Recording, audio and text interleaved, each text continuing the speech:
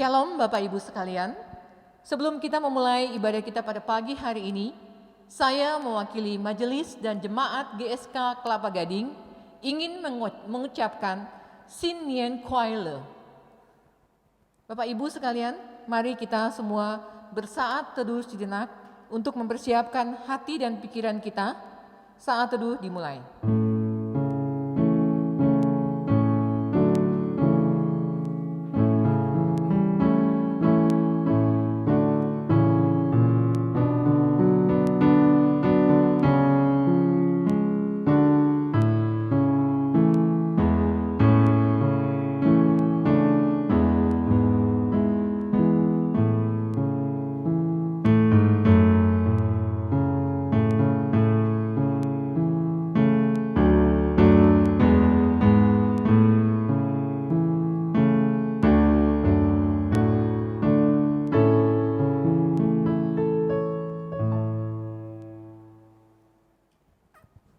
Bapak Ibu, kami persilakan untuk bangkit berdiri.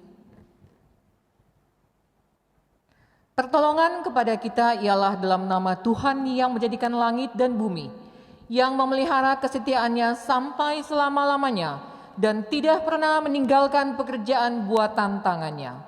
Kasih karunia dan damai sejahtera dari Allah Bapa kita dan dari Tuhan Yesus Kristus menyertai kita semua. Bapak Ibu sekalian, kita angkat satu pujian, pertolongan.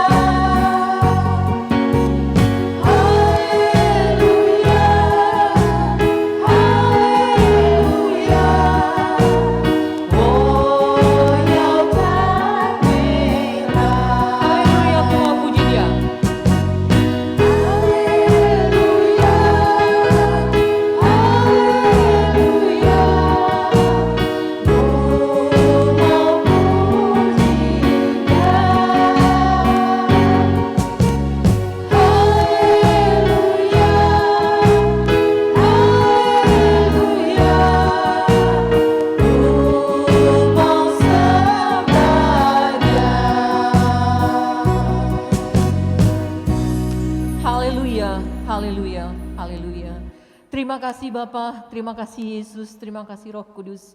Kalau pada pagi hari ini kami bisa ada di sini sebagaimana kami ada, kami percaya ya Bapa, itu semua karena kemurahan-Mu dalam hidup kami. Terima kasih ya Bapa, kami sungguh mengucap syukur. Terima kasih untuk kasih-Mu Bapa. Terima kasih untuk kebaikan-Mu. Terima kasih untuk perlindungan. Terima kasih untuk penyertaan-Mu. Terima kasih untuk berkat. Terima kasih untuk kesehatan. Dan terima kasih untuk damai sejahtera. Terima kasih untuk sukacita atas penyertaan Tuhan yang sempurna sampai dengan pagi hari ini. Bapa, dalam nama Yesus, sebelum kami lebih jauh lagi memuji dan menyembah Engkau, kami serahkan hati dan pikiran kami. Kiranya Engkau kuduskan dan sucikan kami, agar kami layak untuk menghadap hadirat-Mu Bapa. Biarlah puji-pujian kami ini boleh menyukakan hati-Mu Bapa. Terima kasih Bapa. Kami naikkan doa ini hanya dalam satu nama yang kudus, nama Yesus Kristus, Tuhan dan Juru Selamat kami. Haleluya. Amin. Amin. Shalom Bapak Ibu sekalian. Shalom. Sinian Kwaili. Bapak Ibu, Kyonghi. Kita akan memuji Tuhan dan kebetulan hari ini kita merayakan Hari Sinja. Beberapa lagu yang saya pilih adalah lagu-lagu dengan berirama Mandarin. Saya berharap Bapak Ibu sekalian bisa bergembira dalam menyanyikan pujian ini. Kita angkat pujian, ini pujian Hana, kita baru belajar, kita sama-sama belajar. Biarlah pujian ini boleh memberkati Bapak Ibu dan saya.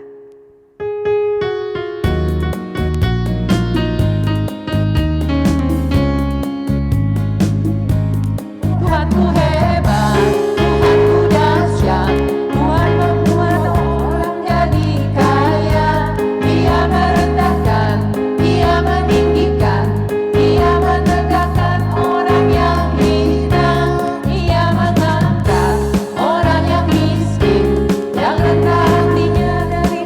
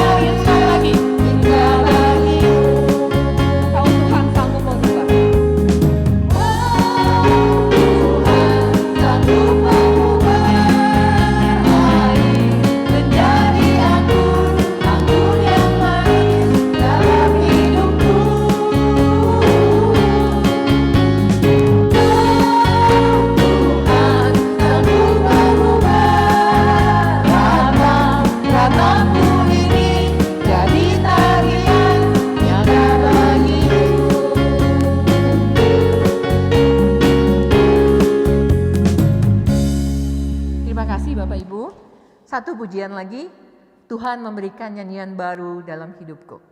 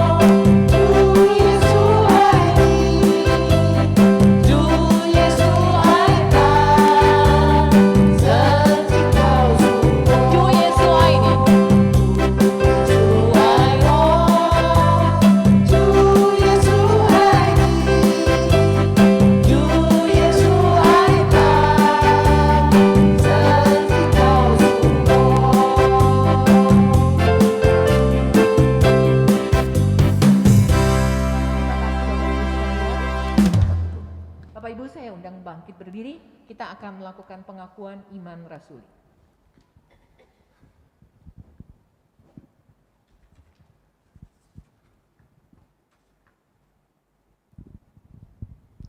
Pengakuan iman rasuli.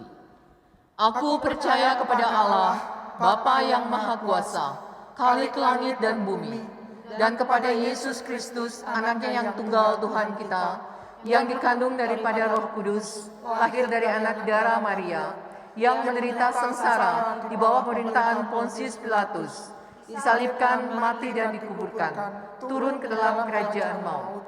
Pada hari yang ketiga, bangkit pula dari antara orang mati, naik ke surga, duduk di sebelah kanan Allah, Bapa yang Maha Kuasa, dan dari sana Ia akan datang untuk menghakimi orang yang hidup dan yang mati. Aku percaya pada Roh Kudus, gereja yang kudus dan am, persekutuan orang kudus, pengampunan dosa, kebangkitan daging, dan hidup yang kekal. Amin. Bapak Ibu dipersilakan duduk. Kita akan memberikan yang terbaik untuk pekerjaan Tuhan. Sebelumnya saya akan membacakan satu nats dari 2 Korintus 9 ayat 7. Hendaklah masing-masing memberikan menurut kerelaan hatinya, jangan dengan sedih hati atau karena paksaan. Sebab Allah mengasihi orang yang memberi dengan sukacita. Kita nyanyikan pujian berkat anak cucu.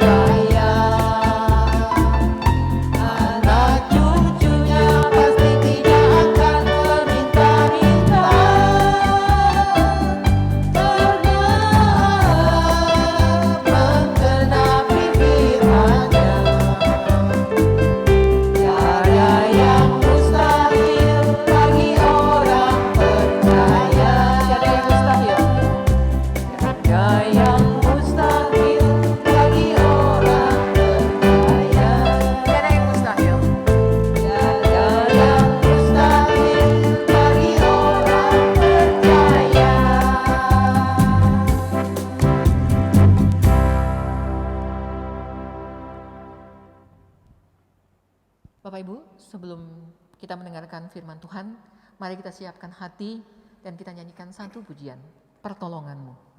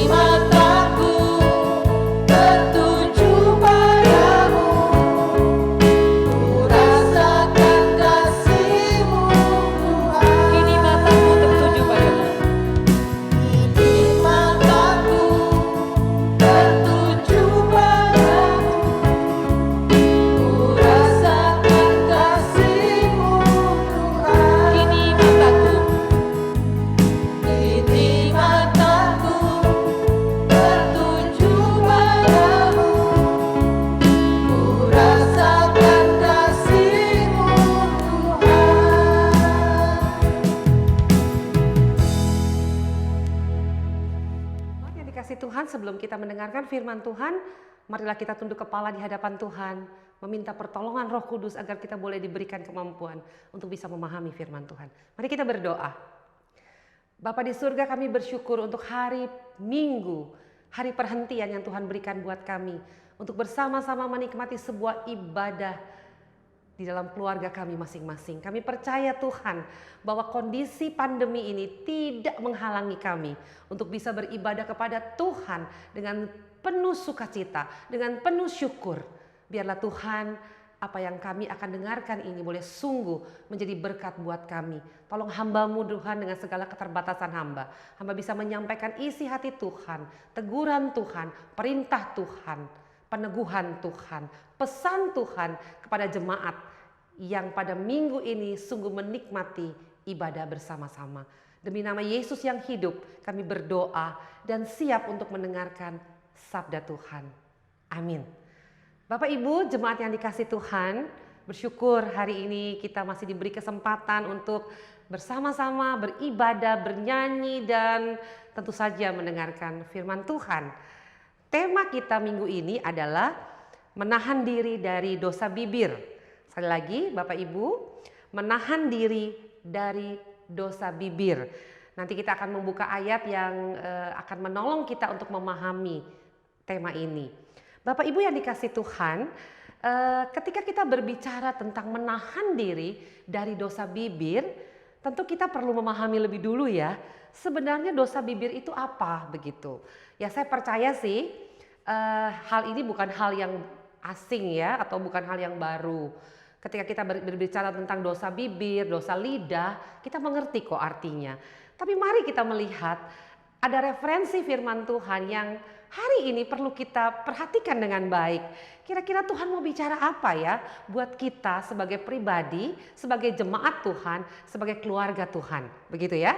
Nah, di Alkitab sendiri saya menemukan ada referensi atau ada orang-orang, ada tokoh yang pernah berbicara tentang dosa bibir ini. Yang pertama yang saya coba akan sampaikan adalah seorang nabi.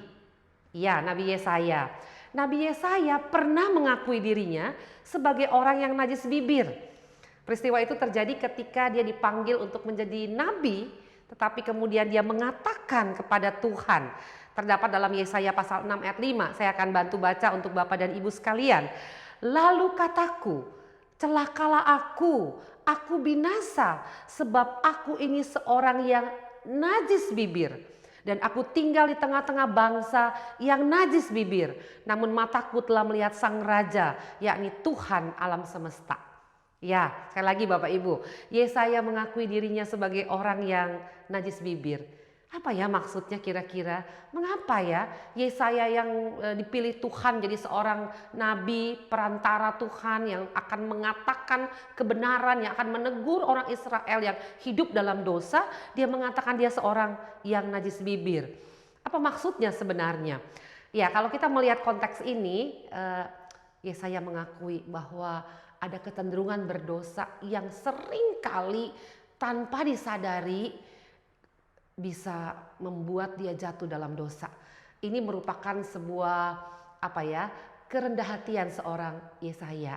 Nah, terus yang kedua Bapak Ibu, yang juga pernah berbicara tentang dosa bibir adalah Ayub. Nah, kali ini kebalikannya nih ya. Ayub berkata bahwa dia tidak berdosa dengan bibirnya. Saya bacakan dari Ayub pasal 2 ayat 10. Tetapi jawab Ayub kepadanya, ini kepada istrinya ya, engkau berbicara seperti perempuan gila. Apakah kita mau menerima yang baik dari Allah tetapi tidak mau menerima yang buruk? Dalam kesemuanya itu Ayub tidak berbuat dosa dengan bibirnya. Ayub 2 ayat 10. Kita tentu ingat peristiwa Ayub ya, ketika Ayub dicobai oleh iblis. Ketika Allah mengizinkan iblis mencobai Ayub, itu mencobainya sampai habis-habisan. Mungkin lebih daripada orang yang mengalami kesulitan di masa pandemi seperti ini. Ya, sampai dia kehilangan hartanya, anak-anaknya, keluarganya. Sampai akhirnya istrinya mengutuki dia dan mengatakan, kutuklah Tuhanmu dan matilah. Tapi Ayub menyaksikan bahwa dia tidak berbuat dosa dengan bibirnya. Artinya apa? Sekali lagi Bapak Ibu, bahwa bibir kita bisa menghantar kita berbuat dosa. Tapi Ayub tidak melakukannya. Nah, itu yang kedua tuh, tokoh yang kedua. Tokoh yang satu lagi yang saya mau sampaikan adalah Simei. Simei ini adalah keturunan dari Raja Saul ya. Simei menggunakan bibirnya untuk mengutuk Daud. Jadi rupanya melalui bibir ini bisa keluar kutukan nih. Nah, saya bacakan dari 2 Samuel 16 ayat 5. Ketika Raja Daud telah sampai di Bahurin, keluarlah dari sana seorang kaum keluarga Saul. Dia bernama Simei bin Gera. Sambil mendekati raja, dia terus-menerus mengutuki. Ya, jadi ini adalah satu kisah bagaimana Simei, anak dari keturunan dari Raja Saul ini mengutuki, menggunakan mulutnya untuk mengutuki atau mengatakan hal yang buruk, menyumpahi Raja Daud begitu. Sekali lagi, jadi ini kita melihat bahwa dari bibir kita, dari lidah kita itu bisa mengakibatkan dosa. Seringkali orang berpikir begini, ya cuma lidah, ya cuma bibir begitu ya. Kelihatannya kan ini dosa yang apa ya? Ya semua orang melakukan lah, so-so lah ya begitu ya. Bukan membunuh kok gitu ya, bukan berzina juga kok, bukan apa ya, bukan korupsi, ini mulut kok, cuma mulut begitu. Nah, tapi hari ini justru tema ini dipilih oleh GSK Kelapa Gading untuk dijadikan sebagai tema ibadah kita, ibadah firman Tuhan hari ini. Menahan diri dari dosa bibir. Nah, jadi saya coba simpulkan ya Bapak Ibu ya. Sebenarnya apa dosa bibir itu? Nah, kalau tadi kita membaca dari teks yang saya sudah sampaikan ataupun tokoh-tokoh Alkitab yang pernah mengatakan tentang dosa bibir ini, pasti yang dimaksud dengan dosa bibir adalah bukan menunjuk bibir sebagai anggota tubuh begitu ya. Seperti halnya rambut begitu ya, kuku atau jantung begitu. Bukan itu. Pasti yang dimaksud bukan sekedar lips atau bibir kita. Kenapa? Karena dosa bibir adalah sebuah istilah untuk menjelaskan kepada kita semua dosa yang disebabkan oleh perkataan. Dalam bahasa Ibraninya saufau gitu ya. Nah, saya mencoba untuk mencari teks ini begitu, mencoba karena kita nanti hanya akan membaca satu ayat saja. Teks khotbah ini hanya dilandasi oleh satu teks ya. Memang agak menyulitkan karena cuma satu teks. Makanya saya mencoba mencari referensi yang mendukung sedikit lah ya, agar memberikan gambaran yang mungkin jauh lebih luas. Nah, kalau nanti kita membaca Amsal, kita akan menemukan istilah bibir atau lidah atau bibir itu dimaksudkan tidak hanya sekedar anggota tubuh, lips, tapi juga perkataan gitu ya. Saufau itu artinya perkataan. Nah, ada juga orang yang menyamakan dengan dosa lidah. Jadi dosa bibir, dosa lidah, dosa mulut itu ya samalah begitu ya. Itu pengertiannya bahwa dosa yang disebabkan oleh perkataan. Karena biasanya orang berkata-kata itu katanya keluarnya dari bibir, keluarnya dari lidah. Dosa yang disebabkan oleh perkataan. Dan orang menyebut juga sebagai dosa lidah. Kalau kita mau cari referensi di dalam Perjanjian Baru, kita pasti menemukan Yakobus pasal 3. Betul ya, dosa karena lidah begitu. Diumpamakan oleh Yakobus bagaimana lidah yang kecil itu seperti api yang bisa membakar hutan yang begitu luasnya gitu ya. Mengendalikan lidah yang kecil itu lebih sulit daripada mengendalikan kuda yang liar begitu.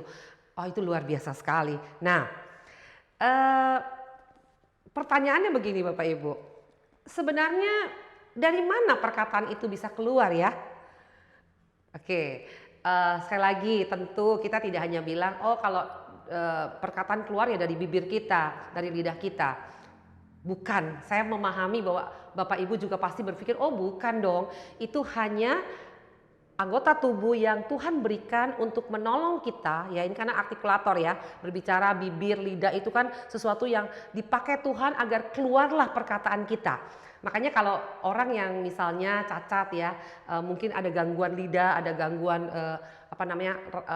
langit-langit atas itu kan biasanya bisa bersuara tidak sebaik orang yang lengkap anggota bagian mulutnya ya lidah dan bibir, termasuk juga langit-langit atas gitu ya. Kalau dalam pelajaran bahasa kita ngerti itu tentang itu ya, artikulasi dan sebagainya.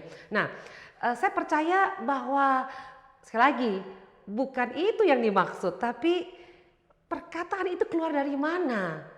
Walaupun bibir dan lidah itu mempengaruhi suara yang dikeluarkan, tapi dari mana perkataan itu keluar? Nah, kalau kita mencoba mencari asalnya, Alkitab sudah menjelaskan buat kita, Lukas pasal 6, ya, Lukas pasal 6 ayat yang ke-45 itu menolong kita untuk menemukan dari mana asalnya perkataan itu.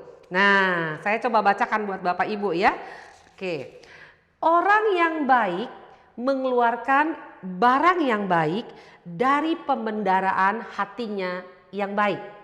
Dan orang yang jahat mengeluarkan barang yang jahat dari pembendaraan hatinya yang jahat. Karena yang diucapkan mulutnya meluap dari hatinya. Wow, kalau baca ayat ini langsung kita tertegur ya Bapak Ibu ya. Bahwa ternyata Alkitab ya, Dr. Lukas, Tabib Lukas menjelaskan pada kita dengan sangat rinci, dengan sangat teliti gitu ya, dengan gamblangnya sebenarnya. Bahwa hati kita itu diibaratkan sebuah pembendaraan. Jadi kayak misalnya apa ya, kayak sebuah inilah data gitu ya, sebuah bank data begitu ya. Atau kalau misalnya kita bilang, oh ini sebuah tempat di mana segala sesuatu itu dikumpulkan. Nah, jadi kita punya cadangan nih, kita punya pembendaraan, kita punya koleksi gitu ya di dalam hati kita. Nah, kalau hati kita koleksinya baik ya, koleksinya baik, kita hidup di dalam pengucapan syukur misalnya, di hati kita ada ucapan syukur, kita hidup di dalam pemikiran yang positif, kita melihat bagaimana Allah memelihara hidup kita juga memiliki pemahaman yang benar tentang siapa kita sebagai anak Tuhan. Artinya kan kita memiliki pembendaraan hati yang baik ya. Maka apa yang keluar dari mulut kita? Pasti bukan sumpah serapah. Bukan keluhan demi keluhan. Yang keluar apa Bapak Ibu? Iya, kalimat-kalimat positif, kalimat-kalimat yang penuh dengan ucapan syukur, kalimat-kalimat yang menghargai orang lain, penuh dengan pujian. Jadi dari mana ucapan itu keluar? Meluap dari hatinya. Iya, luar biasa ya. Kita bersyukur karena hari ini kita mendapat beberapa referensi ayat. Nah, sekarang saya mau ajak Bapak Ibu untuk membaca teks yang diberikan untuk hari ini. Nah, ini saya sengaja nih simpen dulu nih di akhir, hampir-hampir di akhir baru dibuka karena nanti kita mau bicarakan dari sisi ini. Nah, kita baca dari pesan Amsal sebagai teks yang dipilih oleh GSK Kelapa Gading pada pagi ini. Hanya satu ayat. Amsal pasal 10 ayat yang ke-18. Saya lagi Bapak Ibu, Amsal 10 ayat yang ke-18. Kalau Bapak Ibu mau membaca di Alkitab Bapak Ibu, ya saya persilahkan ya. Amsal pasal 10 ayat yang ke-18 saya bacakan. Siapa menyembunyikan kebencian dusta bibirnya, siapa mengumpat adalah orang bebal. Saya ulangi sekali lagi. Siapa menyembunyikan kebencian dusta bibirnya, siapa mengumpat adalah orang bebal. Nah, apa yang dimaksudkan Salomo dengan Amsal ini? Dan apa pesannya buat kita hari ini? Nah, saya mencoba untuk mencari teks dari Alkitab yang referensi Alkitab yang berbeda, yang lain. Misalnya contoh dari Alkitab dalam bahasa Indonesia sehari-hari. Ya, kadang-kadang kita memang memerlukan beberapa teks Alkitab untuk saling menunjang satu sama lain. Bukan artinya bahwa Alkitab kita tidak cukup baik untuk bisa dijadikan referensi ya. Tapi ini bahasa manusia. Kadang-kadang bahasa manusia terbatas untuk bisa menjelaskan hal-hal yang indah, yang dalam, yang tersembunyi seperti mutiara di dalam kitab kita. Nah, saya coba bacakan untuk Bapak Ibu. Bahasa Indonesia sehari-harinya mengatakan begini ayat ini. Orang yang menyembunyikan kebencian, sama ya, orang yang menyembunyikan kebencian adalah penipu. Jadi dusta bibirnya itu langsung ditafsirkan dia adalah penipu. Yang menyebarkan fitnah adalah dungu. Jadi kata mengumpat di situ atau siapa yang mengumpat itu ditafsirkan sebagai orang yang menyebarkan fitnah. Nah, jadi ternyata Bapak Ibu ada dua hal yang hari ini dipesankan oleh Salomo melalui Amsal 10 ayat 18 ini. Ada dua hal yang diingatkan oleh Salomo. Nah, supaya kita tidak berdosa dengan bibir kita atau dengan lidah kita. Yang pertama tadi dikatakan di situ menyembunyikan kebencian, begitu ya. Siapa menyembunyikan kebencian? Dusta bibirnya. Siapa menyembunyikan kebencian adalah penipu, liar, begitu. Nah, apa yang dimaksud menyembunyikan kebencian? Ini tentu menarik sekali ya. Jangan salah paham Bapak Ibu. Bukan artinya gini, kalau aku benci sama orang, aku harus serang dia habis-habisan, begitu ya. Aku harus katain dia, aku harus ketemu dia dan berkata, betapa bencinya aku dengan kamu. Nah, kan gak boleh disembunyikan. Bukan itu Bapak Ibu. Salomo tidak bermaksud untuk mengatakan bahwa lebih baik kamu menyerang orang dan mengatakan betapa kamu membenci dia. Bukan itu. Tapi yang dikatakan menyembunyikan kebencian di sini adalah bagaimana usaha seseorang untuk menutupi rasa benci, ya, menutupi rasa benci. Jadi mengcover begitu ya, kayak menyelimuti gitu. Kalau kita baca dari bahasa aslinya itu mengandung pengertian itu seperti menyelimuti, ya, menutupi, mengemaskan rapat-rapat begitu supaya orang lain nggak tahu, itu maksudnya ya. Menyembunyikan kebencian, menutup rasa benci dengan kata-kata yang manis. Wow. Banyak ya orang sekarang begitu ya, benci, tapi kalau di depan orangnya kita bisa berkata-kata manis seolah-olah nggak ada apa-apa. Tapi di hati kita simpan kebencian itu. Ini mengerikan sekali. Artinya apa? Ingat tadi referensi dari Lukas. Kita menyimpan pembendaharaan yang buruk, pembendaharaan yang jelek, pembendaharaan yang tidak baik. Oke, ketika disimpan, lama-lama apa? Ya lama-lama akan mengeluarkan kata-kata yang tidak bisa kita kontrol pastinya.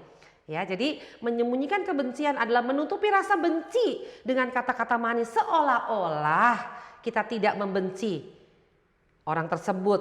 Sehingga apa?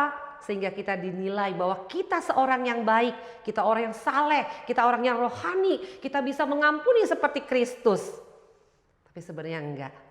Nah itu makanya kenapa Salomo mengatakan orang yang menyembunyikan kebencian adalah seorang penipu, ya, dusta bibirnya.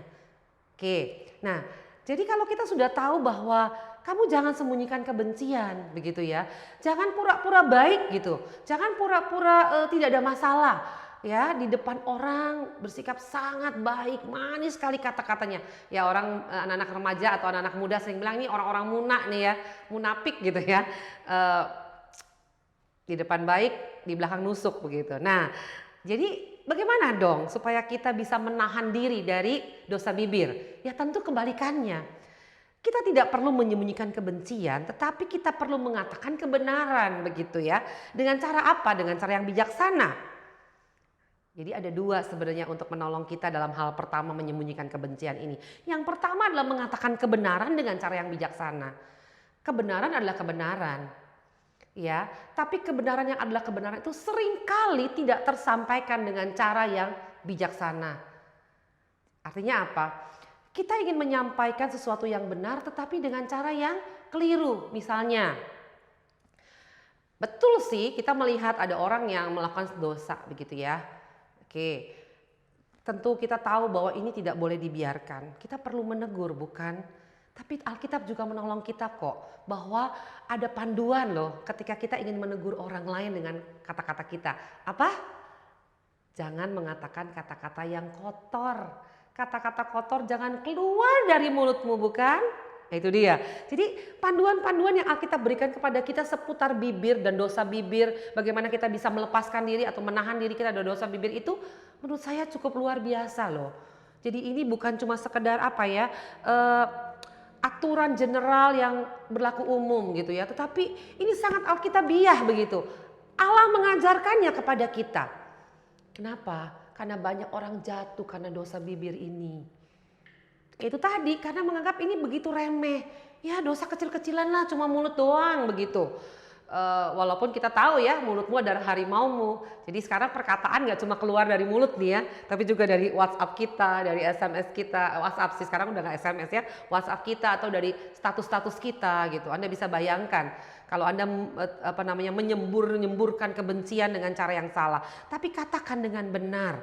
Kalau Anda melihat ada orang yang bersalah, berdosa, melakukan hal yang tidak baik, menyakiti hati Anda boleh kok mengatakan itu, tetapi katakan dengan cara yang benar, dengan cara yang bijaksana, dengan cara yang sopan, dengan cara yang tidak mengatakan hal-hal yang kotor atau tidak hormat.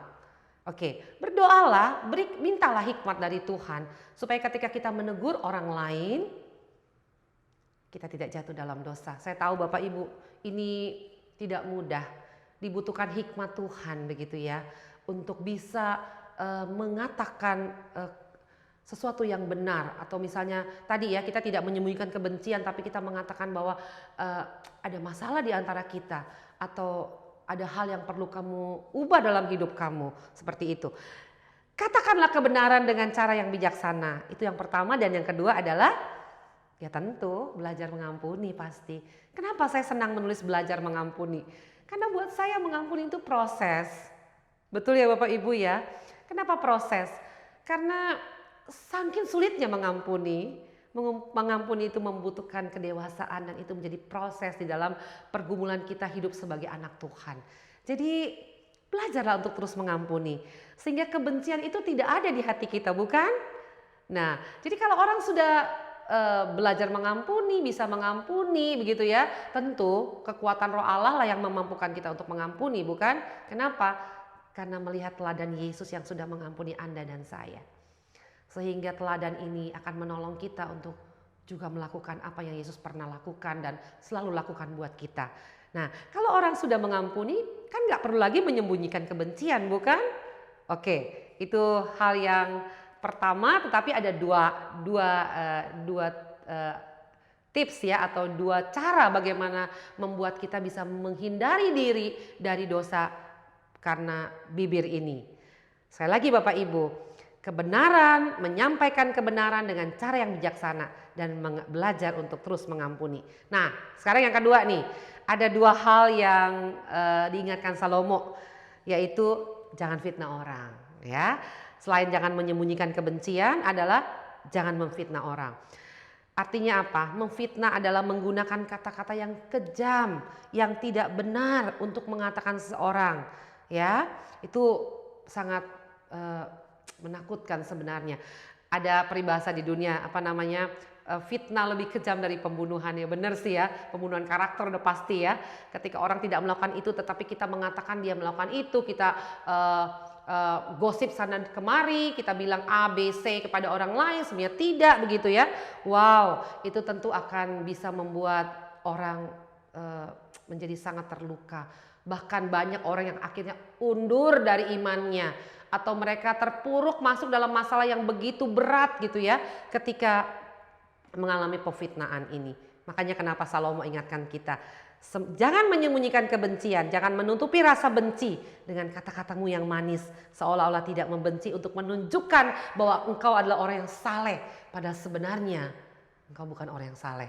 Nah, yang kedua adalah jangan memfitnah, jangan mengatakan hal yang tidak benar tentang orang lain. Nah, bagaimana caranya supaya kita tidak memfitnah? Kita ingat bahwa perkataan kita ini bisa jadi berkat dan bisa jadi kutuk buat orang lain. Ya tergantung kita mau pilih yang mana. Pasti Alkitab mengingatkan kita, ya pilihlah kata-kata yang menjadi berkat. Nah, saya punya satu ilustrasi untuk menutup bagian ini.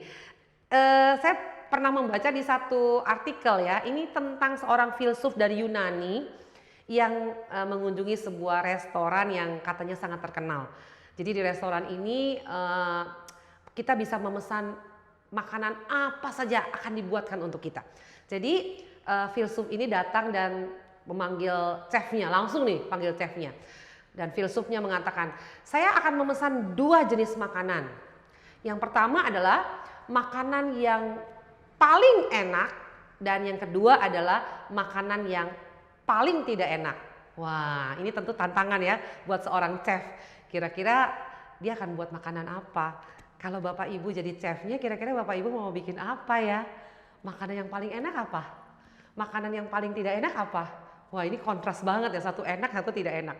Oke, tentu filsuf ini orang yang berhikmat ya.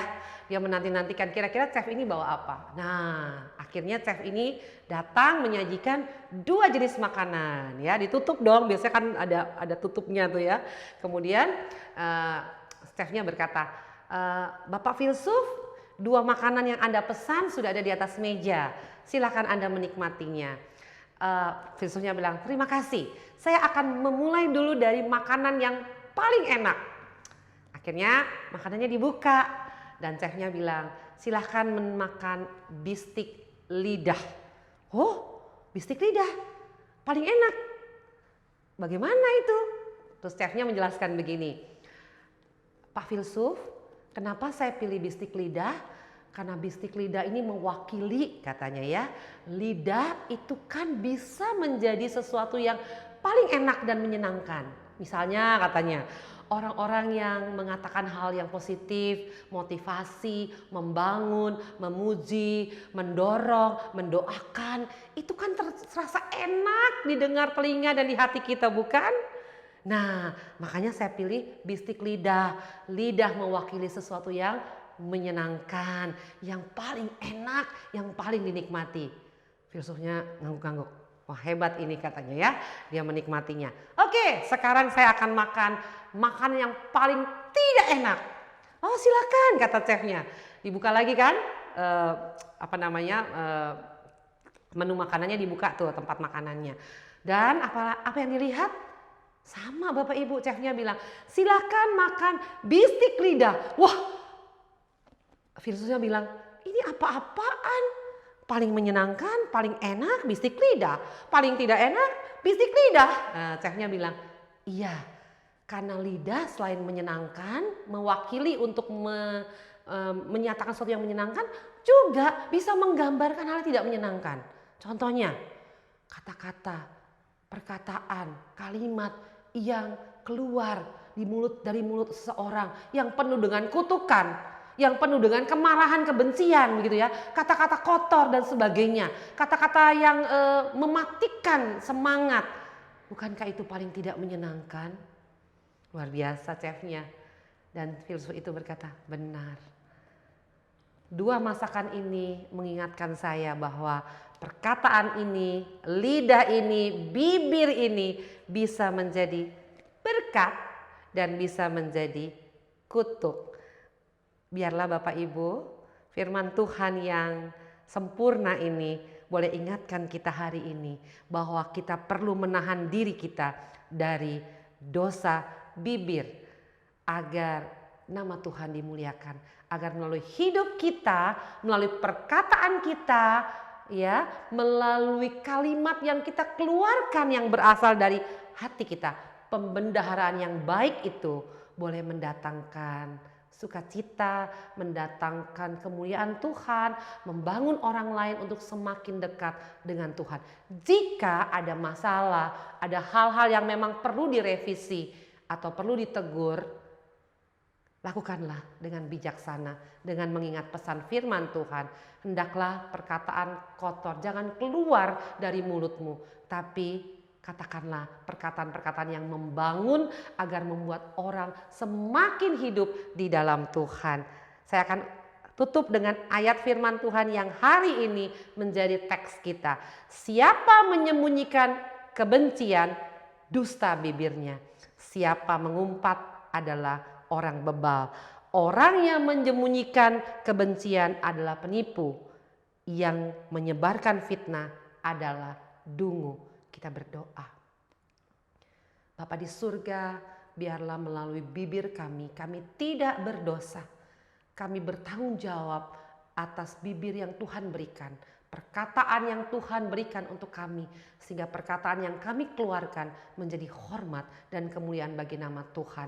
Biarlah kami boleh dengan bijaksana mengeluarkan perkataan kami kepada orang lain. Termasuk ketika kami harus menyatakan kebenaran atau menegur orang, kami boleh menegurnya dengan penuh hikmat di dalam kasih Tuhan. Terima kasih buat firman-Mu pada hari ini. Terima kasih buat Amsal Salomo yang ingatkan kami untuk menahan diri kami dari dosa bibir ini. Terpujilah nama-Mu Tuhan Yesus, di dalam nama-Mu kami berdoa dan bersyukur. Amin. Terima kasih kepada Ibu Desi Haryani Sanger atas firman Tuhannya. Kiranya hidup dan pelayanan Ibu semakin diberkati. Jemaat sekalian, saya undang untuk bangkit berdiri. Kita akan mengakhiri kebaktian kita pada pagi hari ini. Kita akan menyanyikan doksologi, dilanjutkan dengan doa syafaat, doa persembahan, dan doa berkat oleh Bapak Pendeta Iwayan. Ditutup dengan pujian amin amin.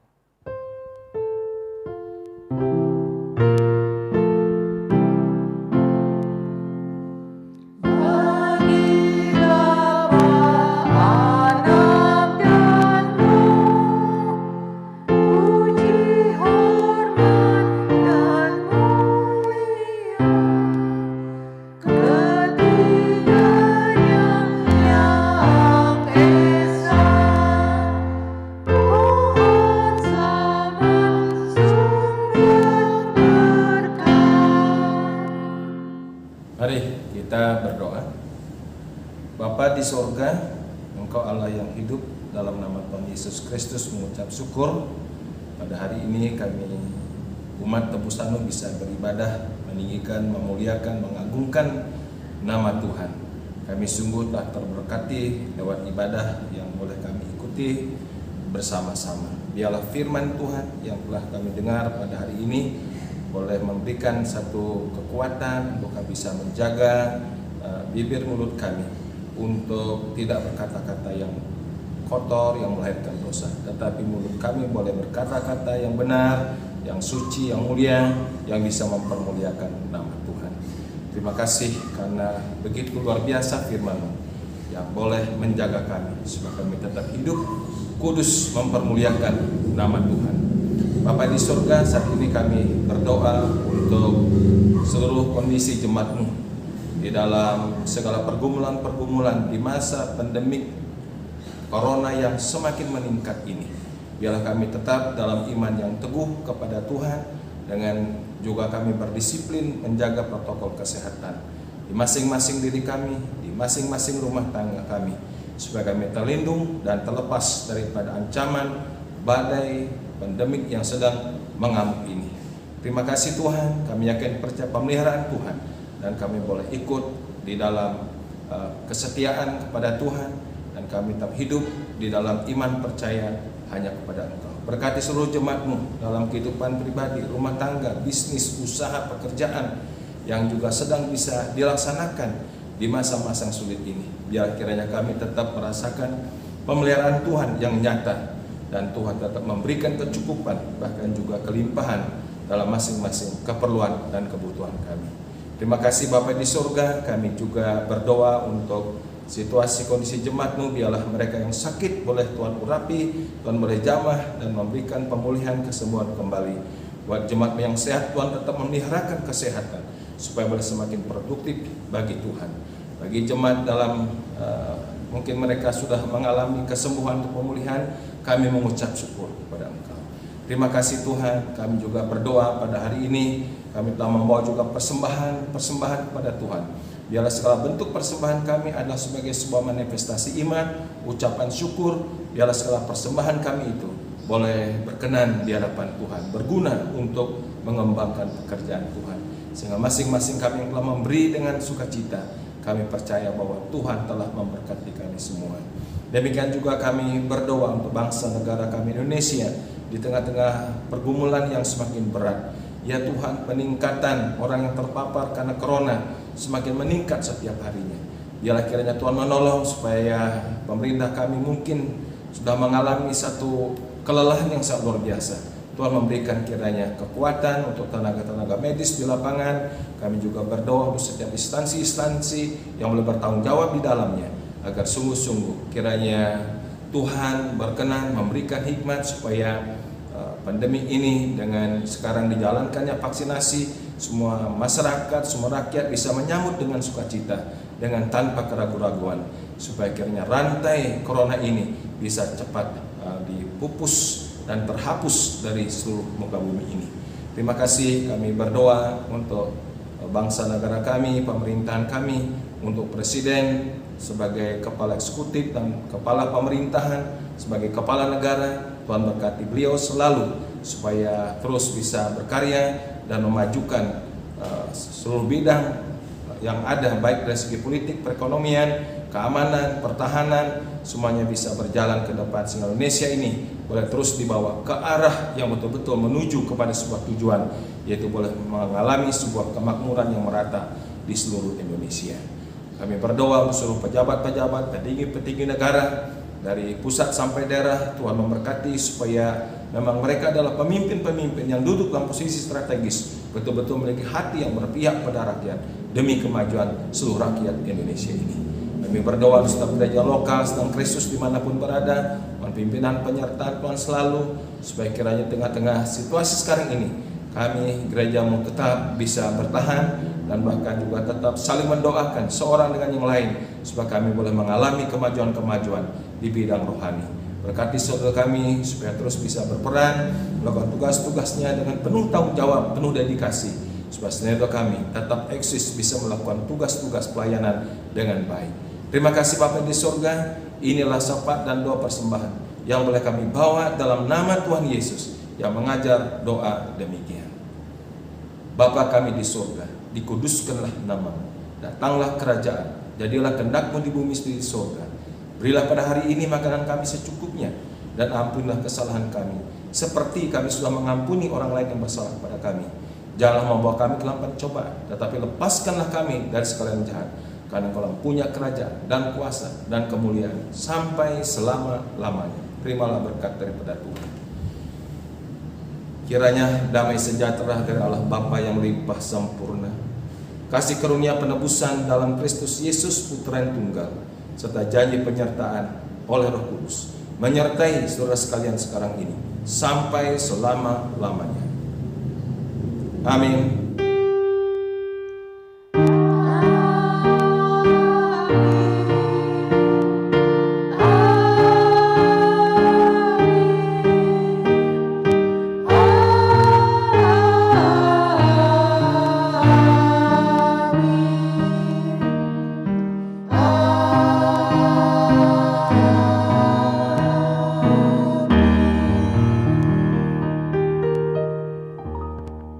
Demikianlah rangkaian ibadah kita pada pagi hari ini.